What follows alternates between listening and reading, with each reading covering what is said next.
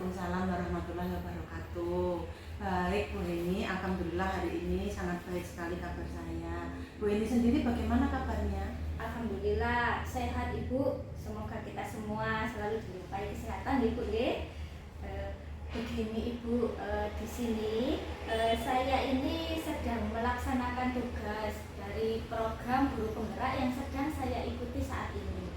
Nah, di sini saya ini harus melakukan wawancara dengan ibu pimpinan sekolah saya terkait pengambilan keputusan yang telah berjalan selama ini di sekolah ini.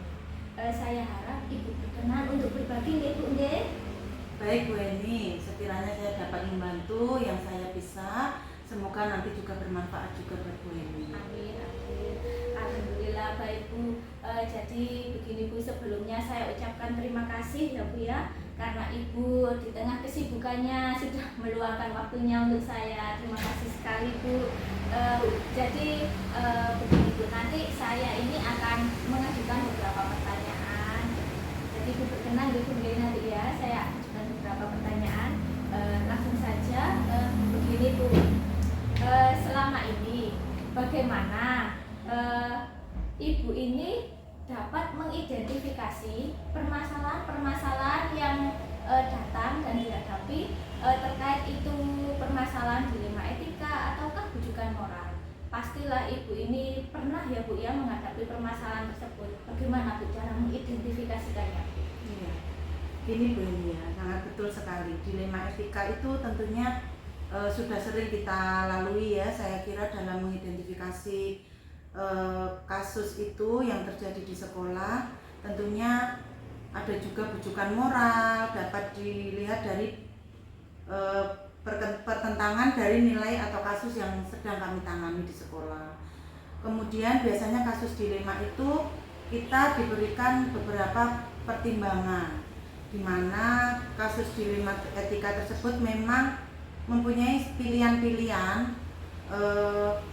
Semua tidak ada yang salah, tinggal kita bagaimana menyikapinya. Kalau bujukan moral itu adalah situasi di mana seseorang harus memilih antara tindakan yang benar dan yang salah. Meskipun itu yang kita ambil tindakan yang salah, itu juga masih tetap salah yang kita ambil, gitu ya. Baik Bu, selanjutnya Bu ya, untuk pertanyaan selanjutnya ini, lalu selama ini bagaimana Ibu menjalankan pengambilan keputusan di sekolah ini, terutama pada kasus-kasus di mana ada dua kepentingan ini yang sama-sama benar, sama-sama memiliki nilai-nilai kebajikan yang harus diputuskan ya, sama-sama benar lah intinya Bu. Bagaimana Bu?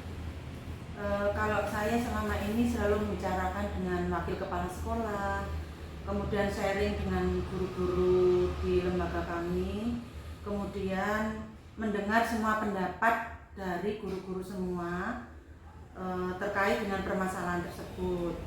Terlepas dari itu, kadang meminta pendapat dari suami saya, karena suami saya juga orang terdekat di keluarga saya. Jadi saya minta pendapat juga. Kemudian jika berkaitan dengan yayasan, kami juga koordinasi dengan pihak yayasan. Pastinya kita juga mengedepankan kebutuhan murid. Kemudian peraturan yang sedang berlaku di sekolah, keputusannya juga bisa dipertanggungjawabkan. Seperti itu. Berarti dengan berkolaborasi Bu ya, dengan berkolaborasi dengan pihak-pihak yang terkait terutama. Terus yang lebih penting lagi ini, Ibu juga lebih mementingkan atau mengedepankan kebutuhan murid-murid dan tidak lepas juga dari peraturan yang berlaku, tentu saja harus bisa dipertanggungjawabkan. Seperti itu Bu nggih. Betul sekali Bu Eni, kolaborasi itu memang sangat penting, adalah merupakan kunci dalam pengambilan keputusan tersebut. Baik Ibu, terima kasih. Lalu selanjutnya ini tentang langkah-langkah atau prosedur seperti apa yang biasanya Ibu lakukan selama ini dalam proses pengambilan keputusan Ibu? Selama ini begini Bu Eni, langkah-langkah yang biasanya kita tempuh ya. Yang pertama itu saya akan berkoordinasi dengan wakil kepala sekolah, kemudian mencermati masalah tersebut. kami pikirkan dari berbagai sisi dan sudut pandang. Siapa yang terlibat, baik itu dari segi hukum maupun regulasinya.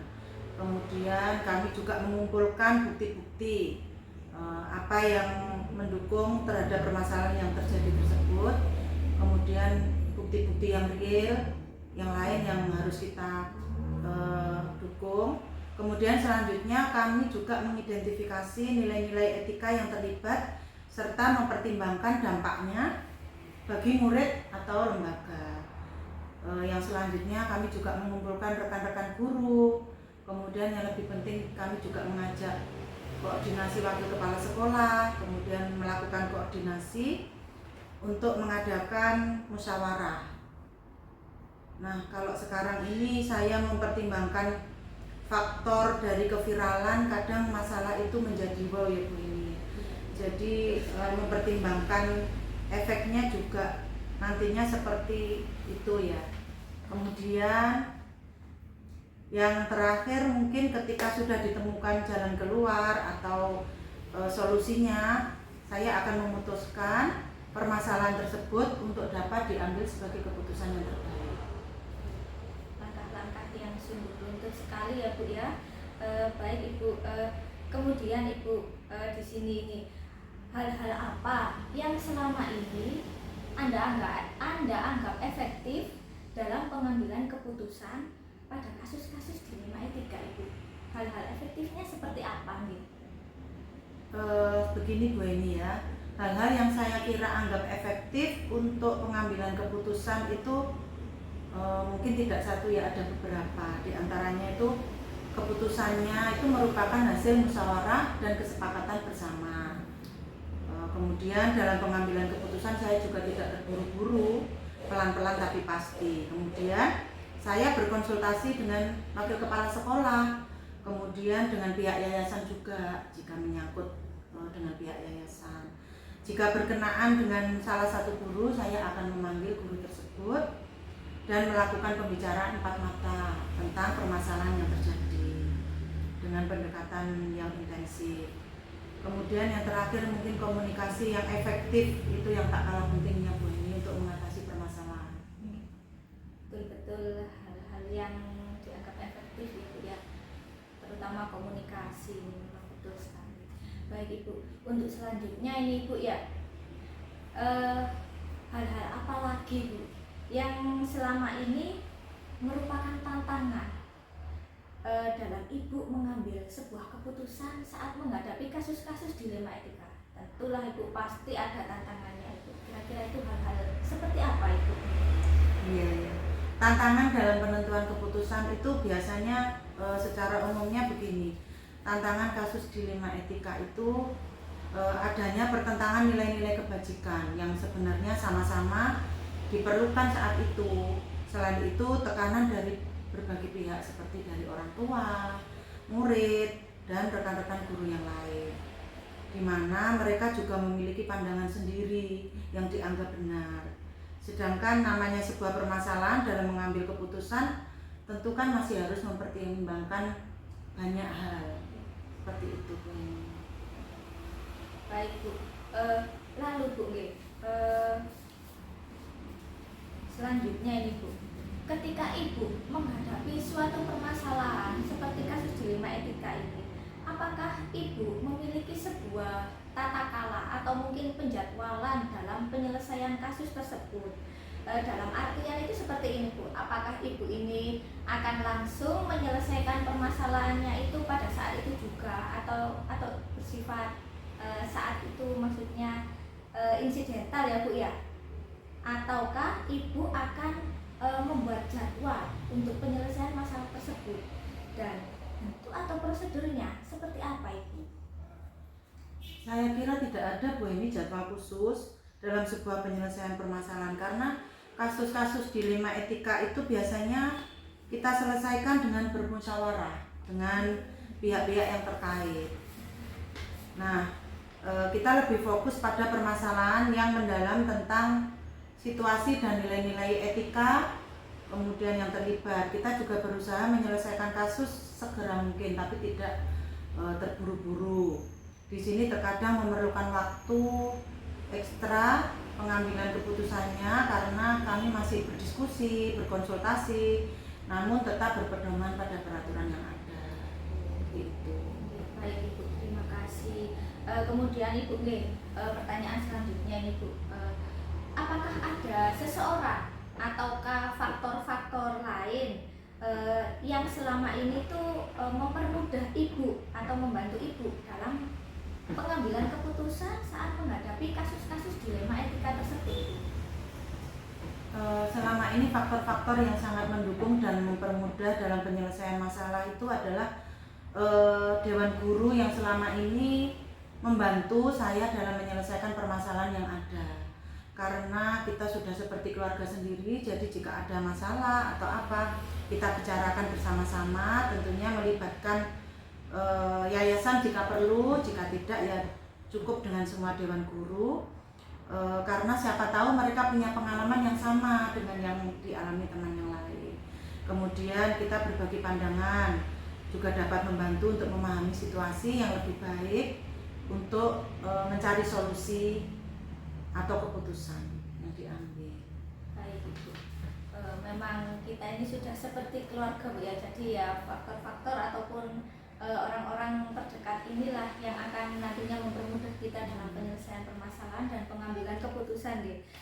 Baik Ibu, terus Ibu ya, lalu dari semua hal yang sudah Ibu sampaikan tadi, kira-kira ini apa yang dapat kita petik dari pengalamannya Ibu tadi saat dihadapkan dengan permasalahan dilema etika?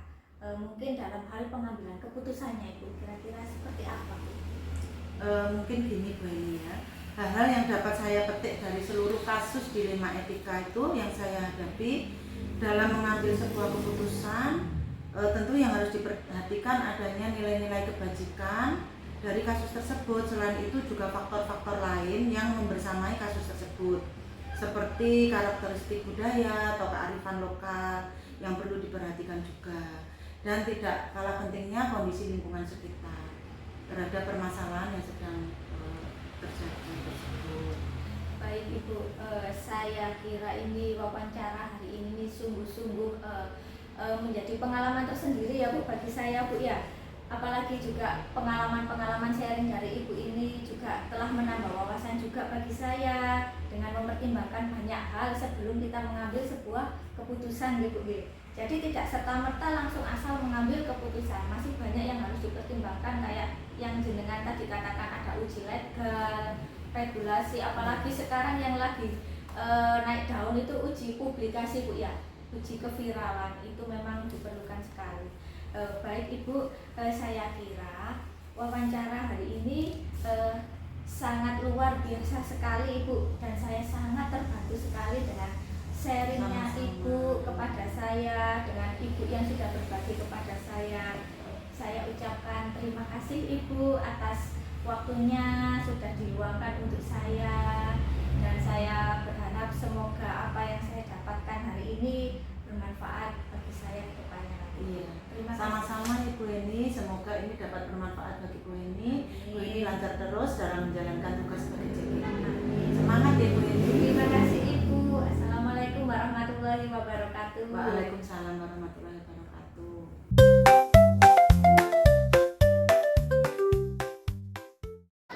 Assalamualaikum warahmatullahi wabarakatuh Ibu. Waalaikumsalam warahmatullahi wabarakatuh. Gimana kabarnya hari ini Bu? Alhamdulillah sehat. Bu Eni sendiri bagaimana? Alhamdulillah sehat selalu Ibu. Begini Bu, sebelumnya saya mengucapkan terima kasih yang sebesar-besarnya karena Ibu sudah bersedia meluangkan waktunya untuk saya pada hari ini Ibu. Nah, di sini ini saya ini bermaksud untuk melaksanakan tugas saya dalam program guru penggerak yang sedang saya ikuti saat ini, di mana tugas ini diharuskan saya untuk mewawancarai Ibu pimpinan kepala sekolah terkait pengambilan keputusan yang selama ini sudah berjalan di sekolah panjenengan Ibu. Semoga Ibu berkenan. Ya, insya Allah nanti mudah-mudahan saya bisa menjawab ya Bu Eni. Oke, jadi begini Bu, nantinya ini akan saya ajukan beberapa pertanyaan. Berkenan Bu, silakan monggo. Baik Bu, jadi begini, selama ini bagaimana Ibu dapat mengidentifikasi kasus-kasus yang merupakan kasus dilema etika ataupun rujukan moral?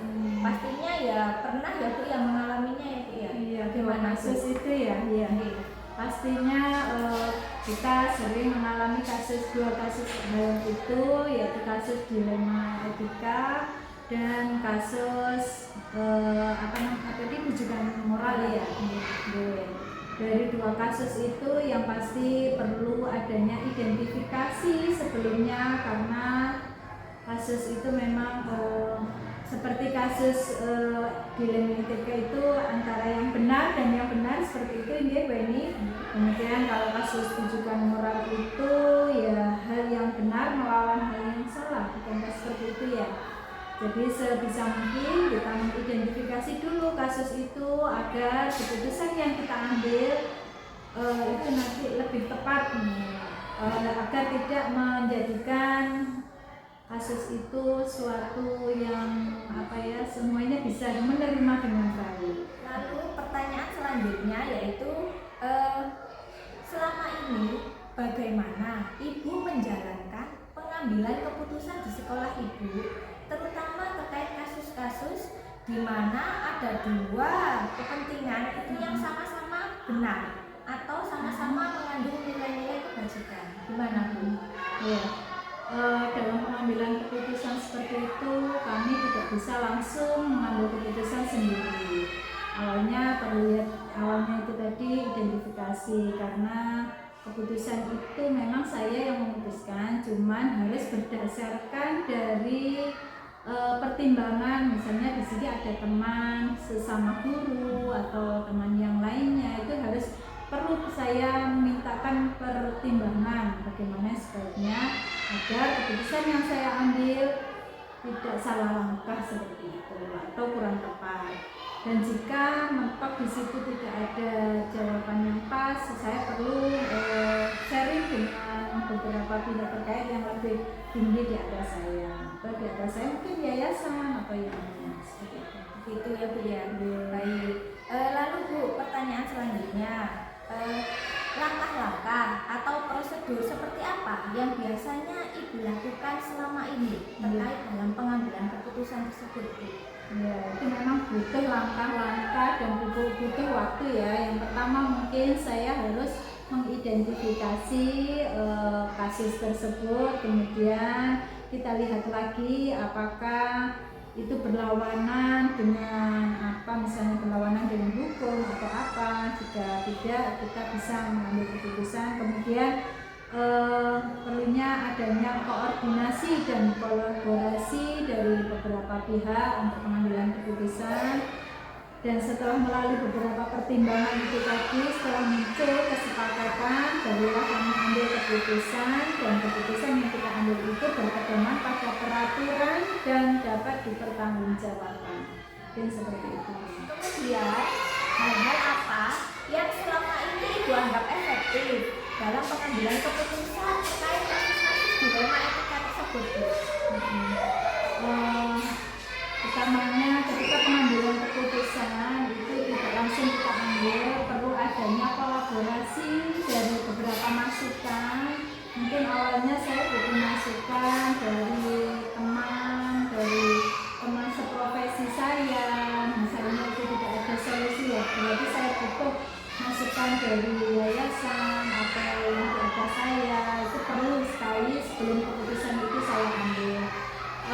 Dan yang paling sering kita alami itu ketika kita menghadapi kebanyakan dilema paradigma, ketika keadilan melawan kasihan, itu rasa sosial yang tinggi. Jadi keputusan itu sekiranya bisa diterima dengan lapang dada oleh yang bersangkutan. Itu seperti itu. Untuk selanjutnya, hal-hal apa saja yang selama ini merupakan tantangan bagi Ibu dalam pengambilan keputusan pada kasus-kasus dilema etika yang sering Ibu hadapi? Ya, Tantangannya pastinya ada Bu Eni, ketika misalnya setelah kita mengambil keputusan dan keputusan itu tidak bisa diterima atau yang bersangkutan tidak bisa berbesar hati dengan hasil keputusan kita, sehingga itu akan mempengaruhi kinerjanya, yang pastinya dengan kinerjanya yang mungkin agak kendor, berkurang, itu juga mempengaruhi lingkungan sekolah, entah itu ke murid atau ke temannya, ya itu akan menjadi tantangan bagi kami. Baik, untuk selanjutnya Bu ya, tadi kan sudah membahas tantangan nih Bu nih.